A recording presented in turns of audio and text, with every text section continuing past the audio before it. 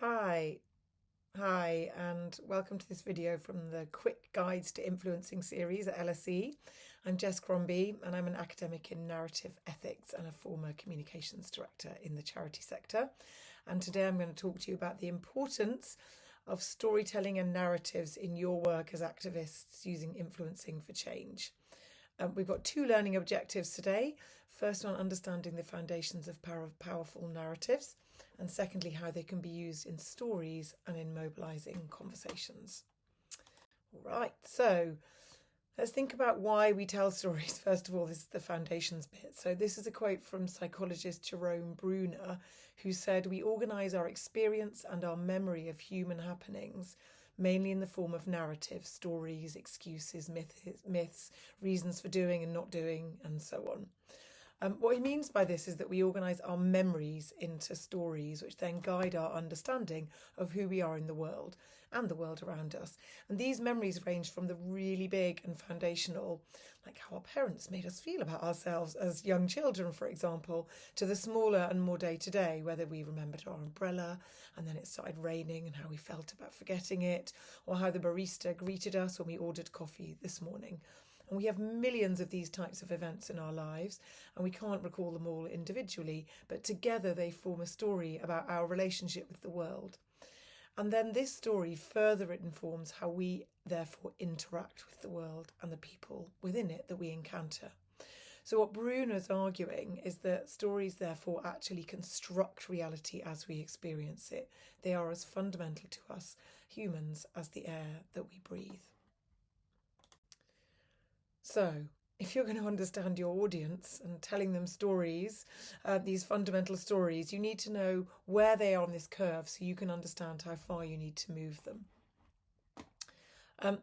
So on the left-hand side, we've got people who are not engaging with the stories that we're telling or the issues that we're trying to engage them with.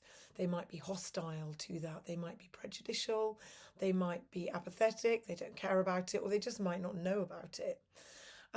And what we're trying to get them to in this, along this kind of upside down, I think along this U, is to interest.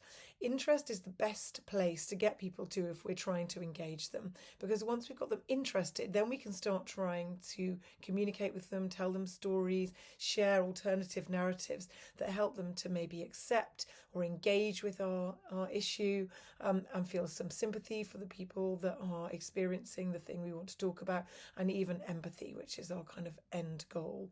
But it's interest that gets people to where we want them to be, to a place, in fact, where they are therefore open to hearing the stories that we want to tell about the world. And so, therefore, interest is one of getting people to interest. Storytelling is one of the most powerful tools we have to do that. So before we get into how we do that, I just want to bust a few myths for you. These are storytelling myths. They're pretty pervasive that I've encountered lots throughout my career. So the first one is that data is the best way to get people to engage with something. So when we think about it logically, we know that data doesn't persuade. Otherwise, we'd all be non-smokers. We'd all be eating only vegetables and grilled meat, or grilled protein of some kind. We'd be living in a carbon neutral world. If data did persuade, we wouldn't be not meeting all of our carbon targets, for example. This is because of confirmation bias. Data will always be interpreted based on our understanding of who we are in the world. It's not neutral. But also, importantly, data doesn't tap into our emotions. When we engage with data, we might find it interesting, but it doesn't make us feel anything, and therefore it doesn't make us engage with our values as humans. And that's where storytelling is a really powerful tool. So data is a useful tool, but it doesn't work on its own. The same with numbers, which are another form of data. This is a slightly depressing study by by some guys called Paul Slovich and Daniel Vashval from the book Imagining Human Rights.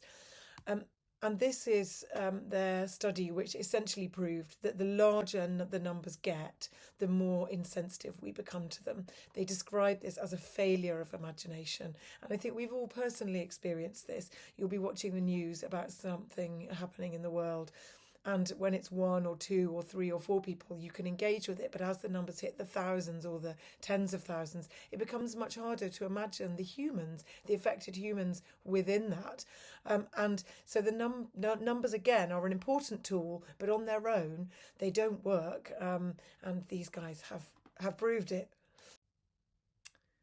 The third myth is the visual evidence myth.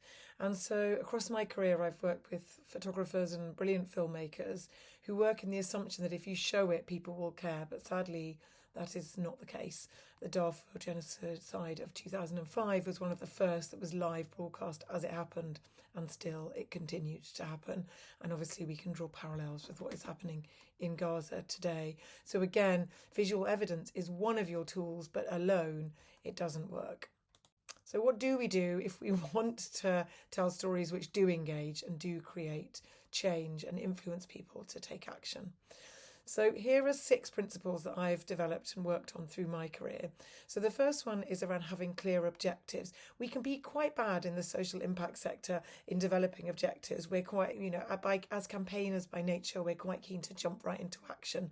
But actually, if you spend time developing measurable objectives and make sure everyone agrees with them, you're going to have a much better outcome. The second, and this can take time. The second one is to make sure that you know who you're talking to, guided by insight about the people that you want to talk to, as opposed to your gut feeling. So again, it's an old kind of adage of communications that if you try and talk to everyone, you will talk to no one, and that is certainly true.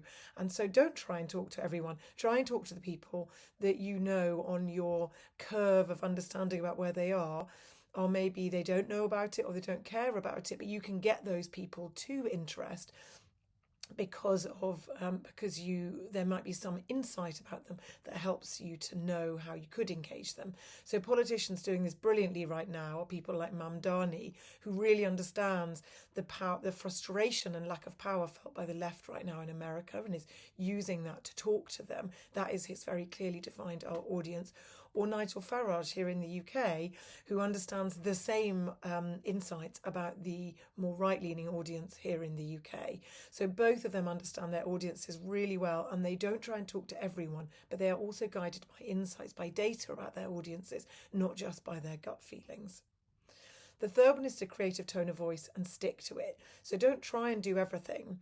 Maybe you're, as a brand or an organisation or an individual, you're assertive, you're angry, maybe you're funny, but find out what your audience likes and how you feel comfortable communicating, and then use a tone of voice that will appeal, but be consistent about it. And don't worry if it doesn't appeal to everyone. You're not trying to talk to everyone, remember. And the reason you do this is because of authenticity. Audiences will smell inauthentic communications a mile away and will turn off, and their trust will decrease, and it will be really hard to win that back. And because of that, you also need to include diverse voices and points of view. So make sure the voices who are doing the communicating, who are doing the talking, but who are also making the decisions about the storytelling that you are going to share, have lived experience of the topic that you are talking about. This might feel a bit harder in some circumstances, but quite apart from being the right thing to do, it will also make your stories way more authentic and engaging. And then lastly, ensure there is something people can do afterwards, but also that the thing you're asking them to do is aligned to your audience and what they like doing. So asking people to give money or sign a petition might be a great engagement tool for your Gen X's or your boomer generations, but may not be the right engagement tool for your Gen Zs, who might be much more comfortable sharing something on TikTok or actually doing some kind of self-generated advocacy or volunteering, which is something we know that Gen Z always ask for more of and don't get enough of from our sector. So know how to engage people and what's the right way to bring people in, not turn them away.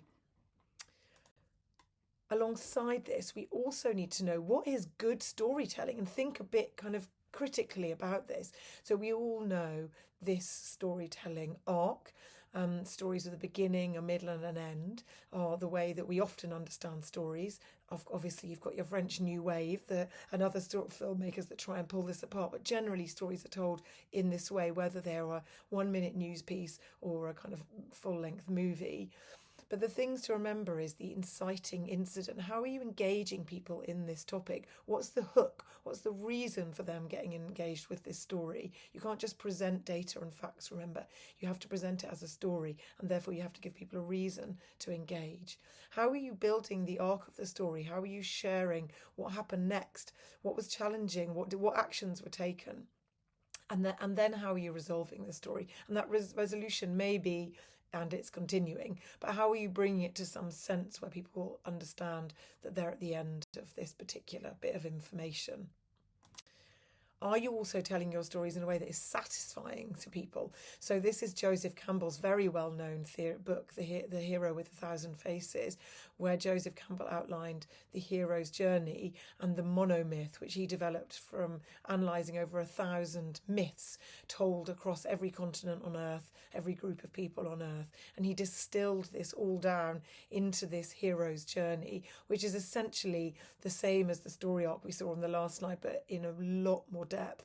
And for those of you that are interested in this, I recommend you go away and watch some of the explainers online. But I will tell you, it will destroy your movie watching forever, because you'll never again sit in the cinema and not think to yourself, oh, the hero is crossing the threshold, etc., etc. But essentially, understanding the way stories are structured is a really important tool in your armoury when you're thinking about how to tell stories that are intrinsically satisfying to us as humans, wherever we are in the world.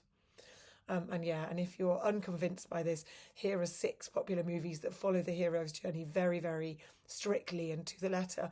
But there are plenty of other films, even our more arty films, which you will start to recognise this in as you start to engage with this as a story structure and a way of engaging people in narrative.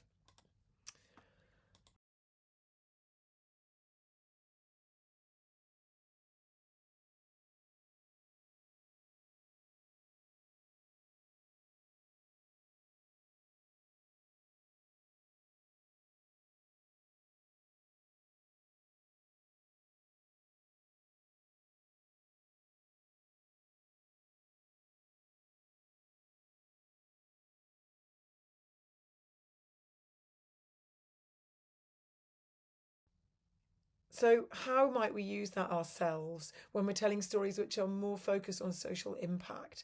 And this is the way I've distilled the story cycle down in my work. So we are really quite good at doing the kind of lighter pink section of this, the need section, the what's happening, what's happened. As activists, we're often, we'll go out there and we'll engage the media, we'll engage audiences because of something, the inciting incident, whether it's a natural disaster, a conflict, a need to change policy on something. We're really good at that. What we do less well is to do the other parts of the story cycle. So first of all, demonstrate the impact. What actions have been taken? So what are the challenges? Where is the rise and fall of this narrative? What were the challenges within that? What were the emotional responses? What are we going to do next? And the bit we do least well of all is the red bit. What is the ongoing story? What were the outcomes? What happened? How did it feel? How were people affected?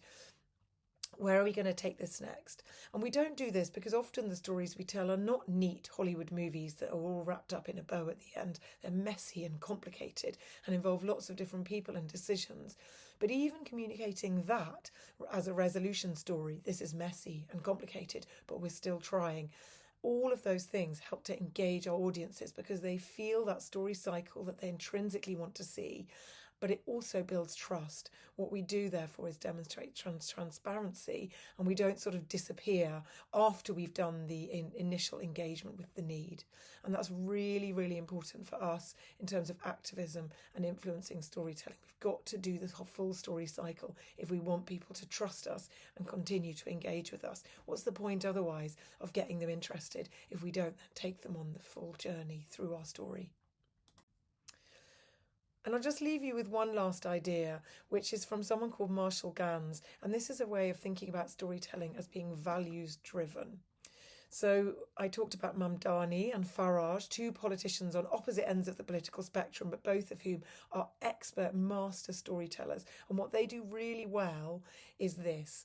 So they tell the story of themselves, who they are, the choices that have shaped their identities and the values that led to those choices. They also tell the story of us, so the story of expressing the shared values and shared challenges that connect them with their audiences. And they're able to do this because they know their audiences really well. And they don't just know them by being a part of them, they also know them through doing insight and through gathering insight and intelligence about their audiences. And then lastly, they do the story of now. So that is the bridge to why we should act and how we can do so. And often that includes a vision of a better world and ends with, like I talked about earlier, some kind of ask or call to action or act of engagement. And when you can include that sense of who you are, why this is critical, and how we can all come together to do it, you can tell a story which is really compelling, which creates, as Ganz talks about, this sense of unity, togetherness, and the shared values of our listeners. And right now in our world, but honestly, probably always in our world, it is those values which are so much more memorable and important to us as humans than all the facts and data that is often thrown at us. So, in summary, develop your clear objectives, but be prepared to pivot. Remember, it's insight over assumptions. You may not be your audience. In fact, we often aren't if we're trying to engage audiences who are not already engaged with our topic. And so find out about them and don't just assume that what engages you will also engage them. Facts, data, evidence, visual evidence, numbers, they're all useful, but only when coupled with emotional engagement. You've got to remember to do clear messaging and repeat it consistently. When you are completely bored with your message, maybe then someone might be hearing it. And lastly, prioritise values over data. People don't remember the facts, but they do remember how something made them feel and how those feelings engage them with their core values, their core stories of themselves as human beings. And that's the thing you're trying to activate with the narrative. All right, good luck and thanks for listening.